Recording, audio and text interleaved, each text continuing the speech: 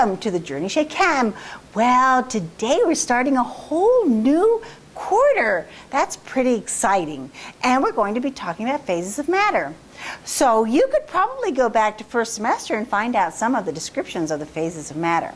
Well, do the best you can, and I'll see you in a moment.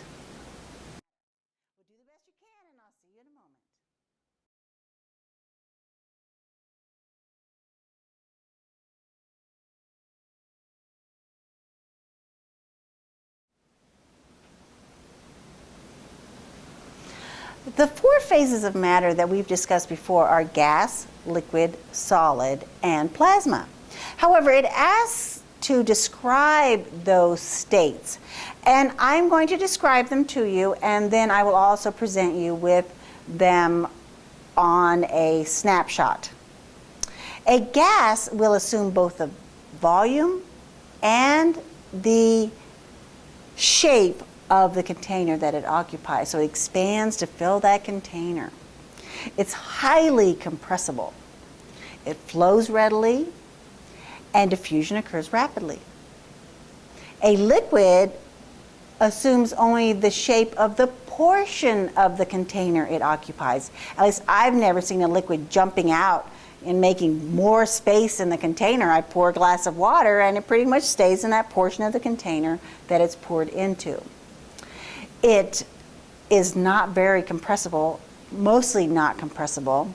It does flow because we see rivers flowing, and diffusion really doesn't occur much at all. A solid retains its own shape and volume.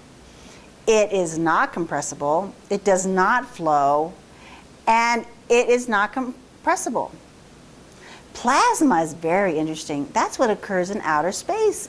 What most of our universe is made of, plasma. It's composed of electrons and positive ions. And stars are made of plasma, and our sun contains a lot of plasma. Plasma occurs at very high temperatures, above 5,000 degrees Celsius. That's pretty hot, so it requires the sun to get to those temperatures. Now, there are other types of plasma that we refer to, but this is just one of the states of matter of plasma. And that's number one.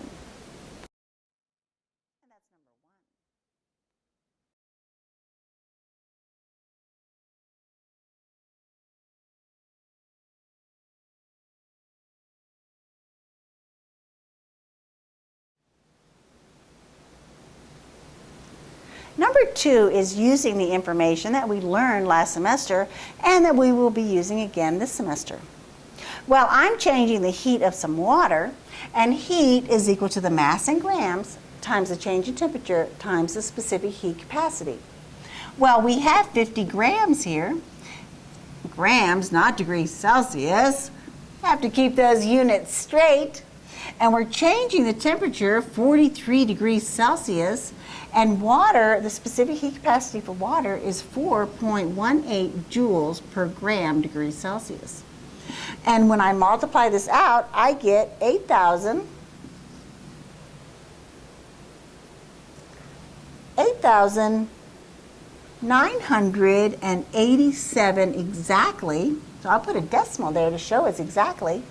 And I go back to my original problem, and the number with the least number of significant digits is 3. Therefore, I look at the fourth digit and it rounds up. And my final answer is 8,990 joules is my final answer.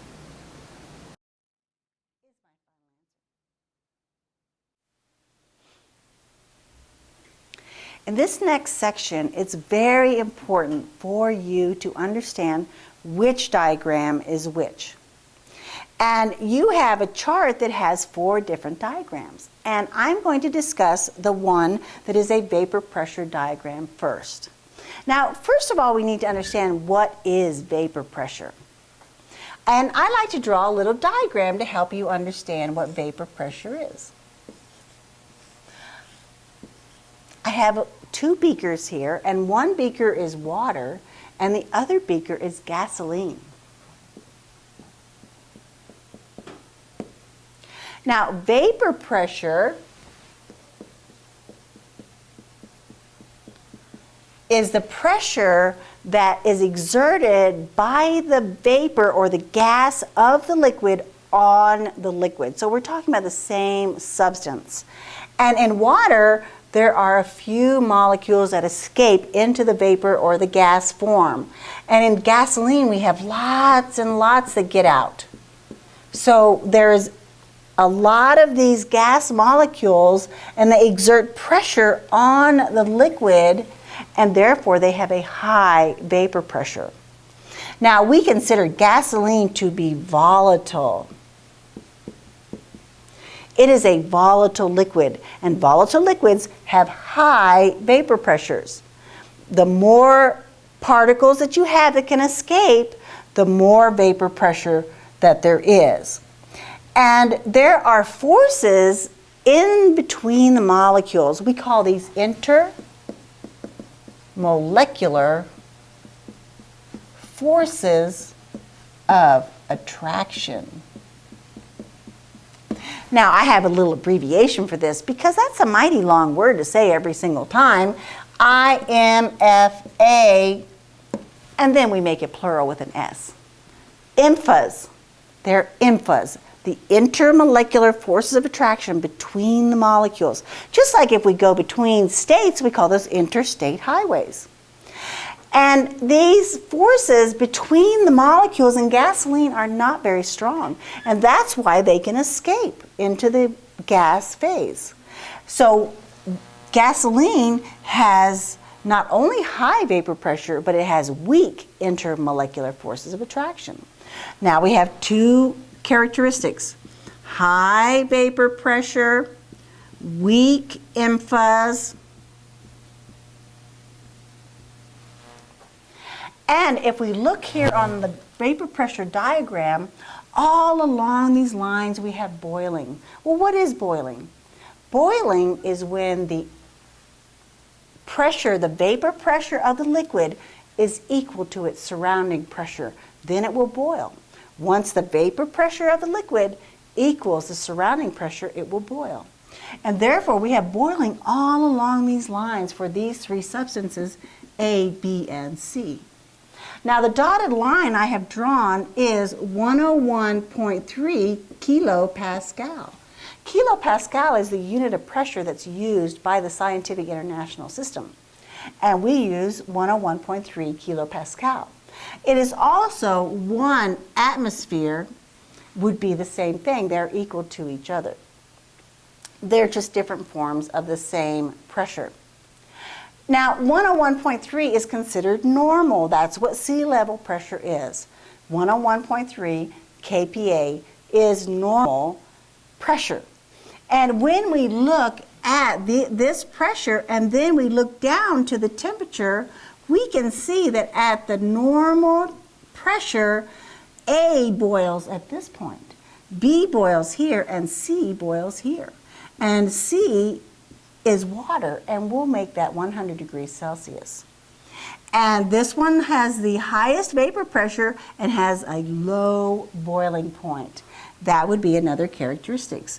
Low boiling point, another characteristic of the volatile liquid. And the final characteristic is sometimes when you have fingernail polish remover or isopropyl alcohol, rubbing alcohol, and you leave it out and you forget to put the top on, well, shortly thereafter, there's nothing left in the bottle. And that means it evaporates readily. Because these molecules can escape so easily, they just keep on escaping until everybody's gone. And so they evaporate easily.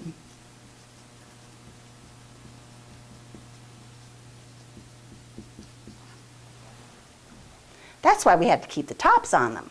So volatile liquids have high vapor pressure, weak intermolecular forces of attraction, low boiling point, and they evaporate easily. And we can tell on this diagram, the one that has the lowest boiling point at a specific pressure will be my most volatile liquid. And the one that has the highest boiling point at a specific pressure will have the strongest intermolecular forces of attraction. And therefore, you need to be able to read one of these diagrams and understand how to use it.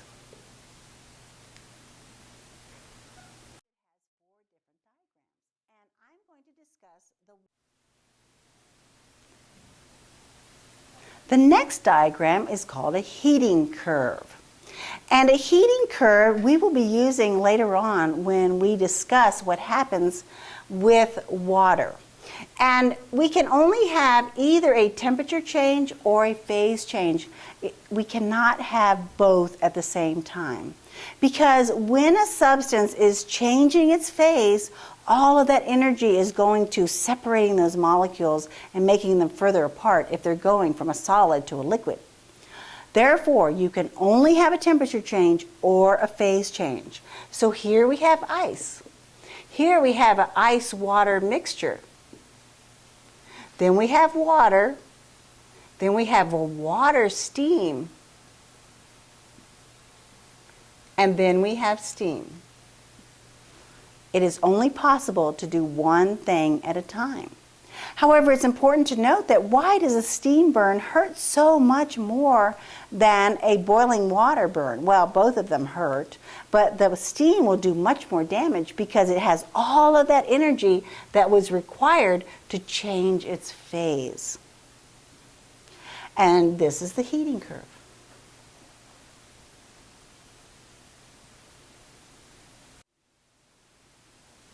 The final type of diagrams are called phase diagrams.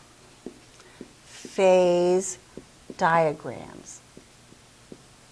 And they show all three phases of the solid, liquid, and gas.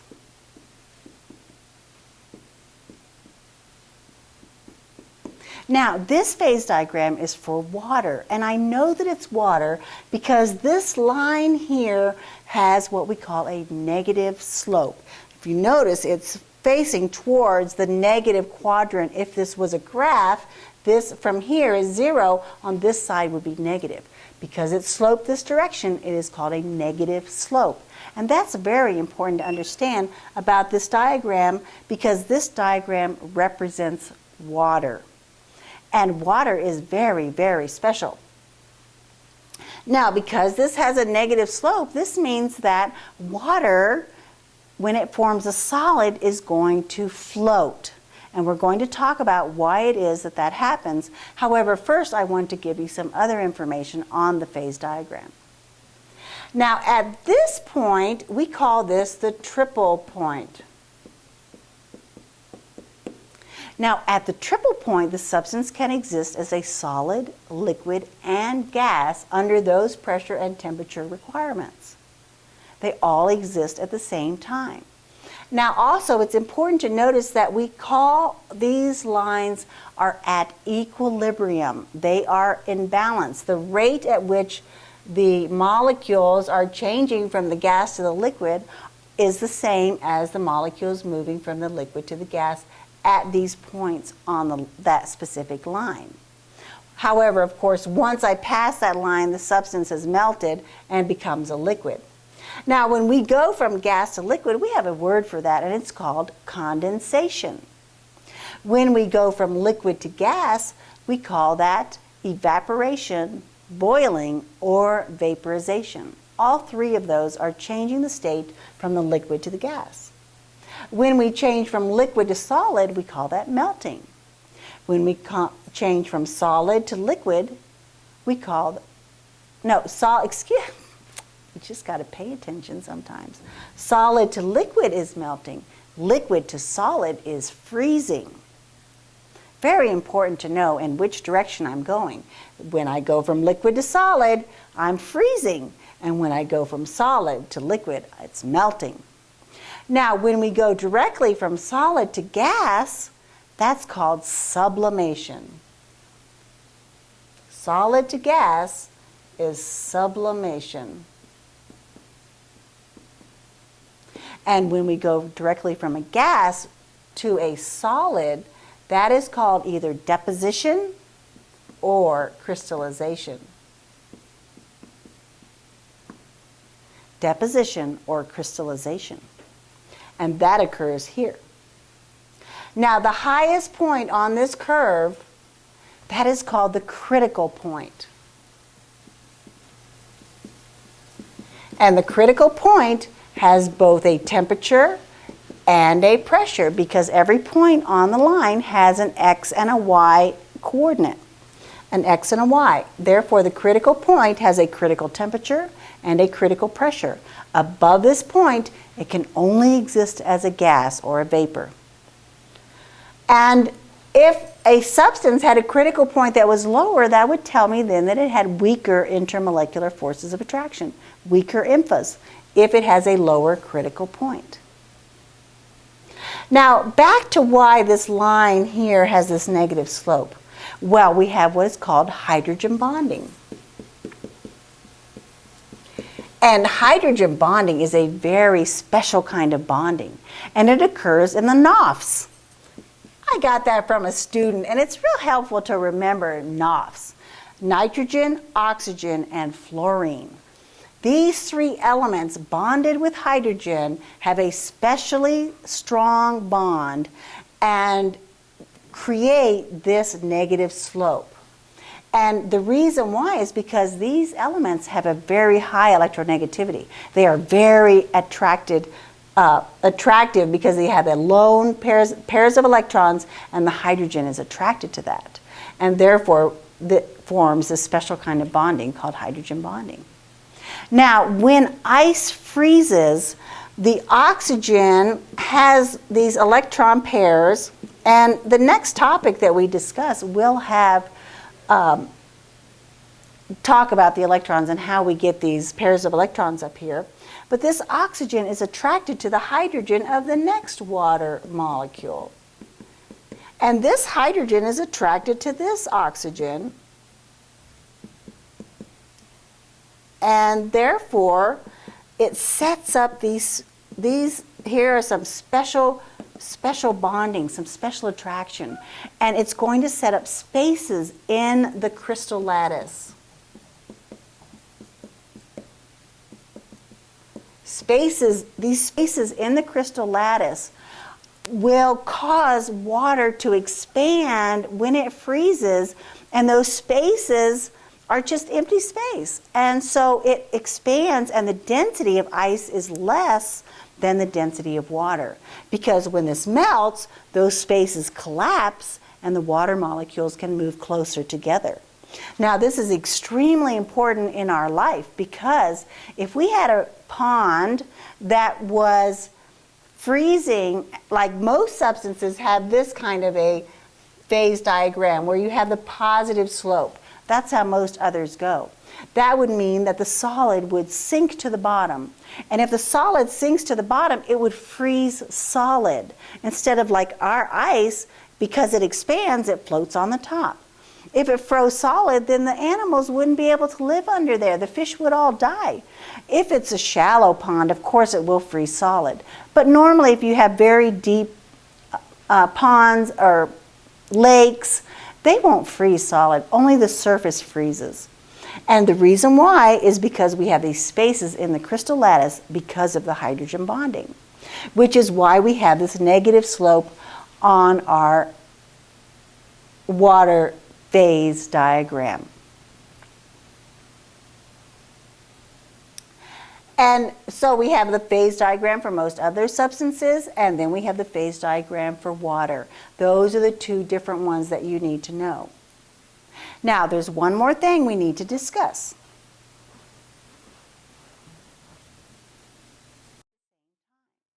Now, also, it's important to there are energy changes that occur with the phase changes.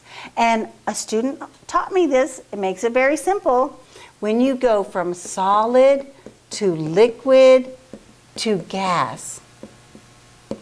I love those little helpful hints I get from students. Well, when you go in this direction, you can remember, well, when I boil water, I have to add heat. I must add heat. So when I'm changing from a liquid to a gas and going in this direction, it is endothermic. And when I go in the opposite direction, it is exothermic. Therefore, freezing is an exothermic process. I'm going from the liquid to the solid.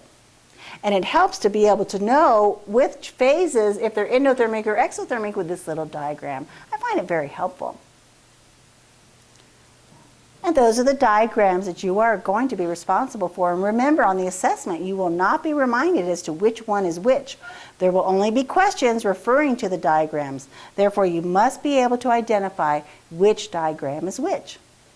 And tomorrow, I'm so excited, we're going to have a lab, and I will show you the triple point of water. Now, that's some excitement to come, and I can't wait to see you tomorrow. Bye.